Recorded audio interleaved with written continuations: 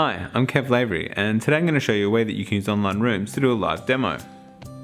The live demo is one of those things that can be a bit problematic in a classroom.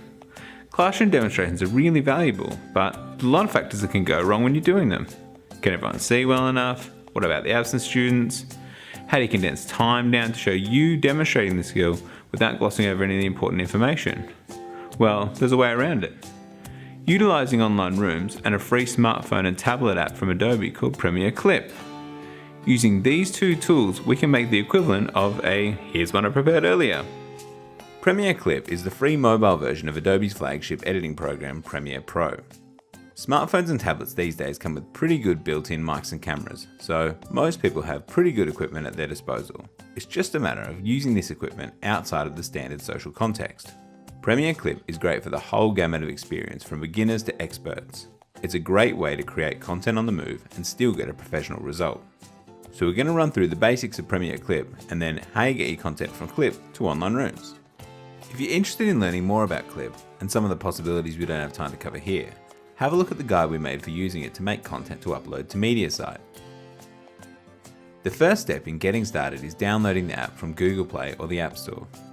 When you first open the app, you'll be asked to sign up for or sign in with an Adobe ID. Adobe IDs are free accounts used to access a range of Adobe products and services and only require an email to set up. If you don't have an Adobe ID, select Sign Up and create one and sign in. This sign-in ID also means that you can synchronize your projects across multiple devices, making it even easier to create.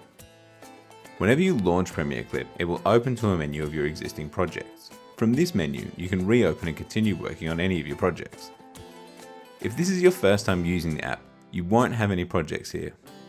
To begin a new project, press the plus symbol. You'll be asked where you want to locate your files from. You can use both videos and photographs.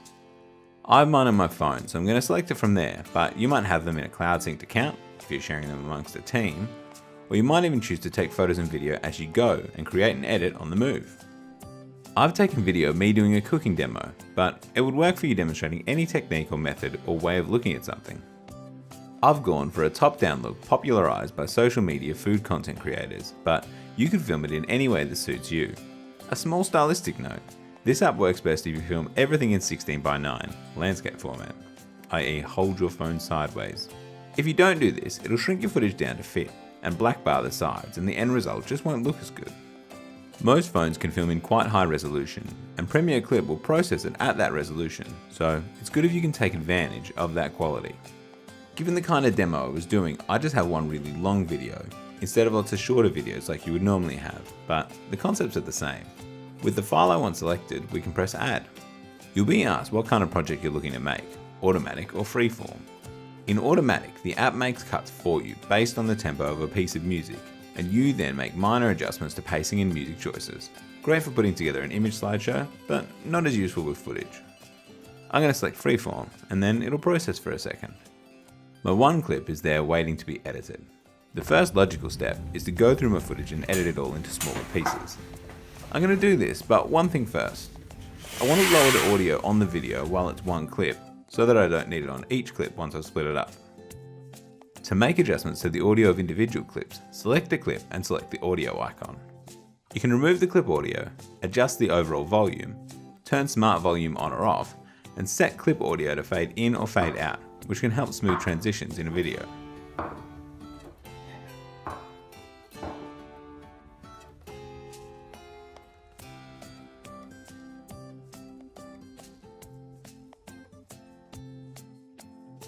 Now to split it into smaller clips. I do this by watching or skimming through the clip until I get to where I want to separate the clip into two clips, and selecting clip options. This is the plus symbol on iOS devices, and on Android it looks like a soundboard slider. In here we select split at playhead, and the single video will become two clips, which can now be edited individually. In each clip I can now move the bookend sliders to edit the clip down further. When you trim your clips down, you're able to see the audio waveforms, and you can use these as a bit of a guide to identify where sounds start and end, if it isn't obvious from the visuals. If you have any clips that you simply don't need, select the X in the corner and then trash them. This just removes it from the project. Nothing you do in Premiere Clip changes your original files.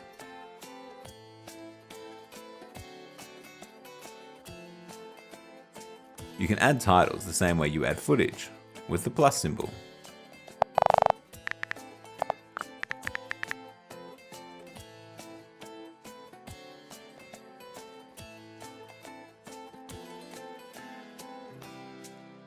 Reordering your clips and titles is as simple as selecting them and dragging them to a new position. You can play them to check that you got the right clip.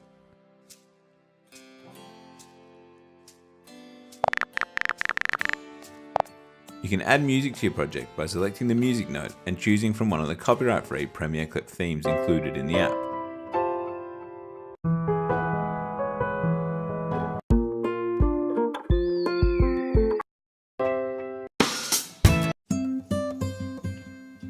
You can pick an overall volume, and if you leave auto mix on, Clip will lower the volume of music whenever there's audio in your videos, like someone speaking, and raise it again when the video audio is less active.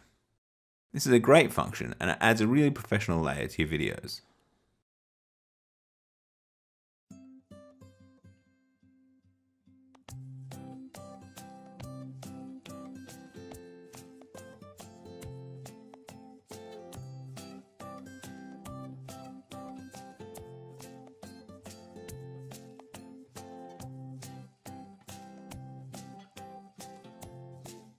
We can also make a change to the overall look of our project by utilising one of the inbuilt default looks. On Android devices, the icon for this looks like 3 intersecting circles. On iOS devices, it's contained within the project settings, represented by a cog. In project settings, you're able to adjust other effects like crossfades, fade-ins, and photo effects, and you can also enable your own video bumper or watermark.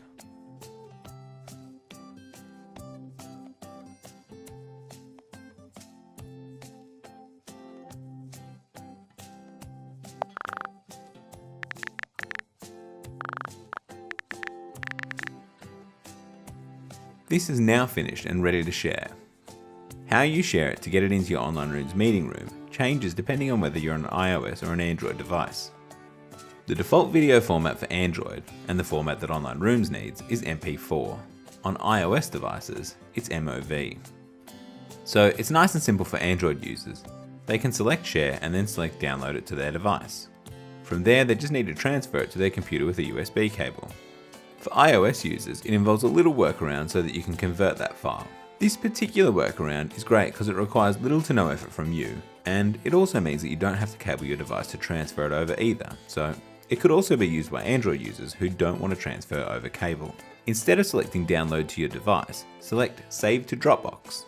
The first time you do this, it'll prompt you to link a Dropbox account. If you don't have a Dropbox account, these are quick, easy, and free to set up. Just go to dropbox.com. Once that link is established, it'll start rendering it and uploading it to Dropbox, and in doing so, it'll convert it to an MP4.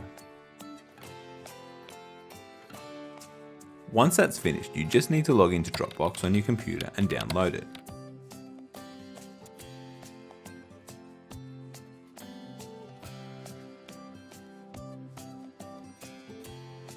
You can upload it straight into an online room or upload it into your My Content area to make it easier for you to share in multiple rooms. For more on this process, see our content management guide.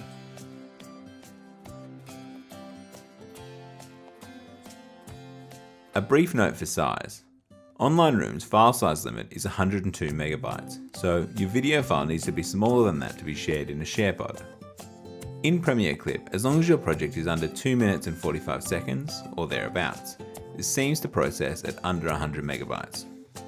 So this method works really well for short, punchy examples.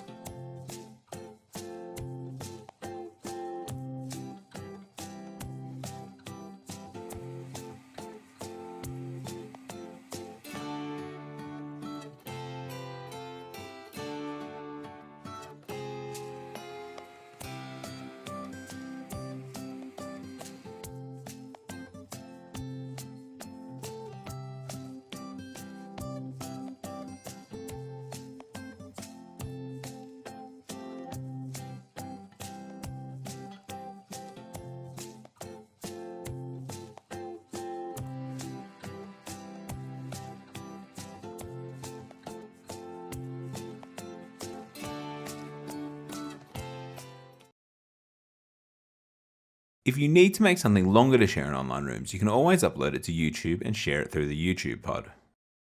Remember, in the YouTube pod, you can paste video URLs into the search bar, even if they're set to unlisted. That way, you can make something of reasonable length without having to worry about sharing it super publicly if you're not comfortable with that.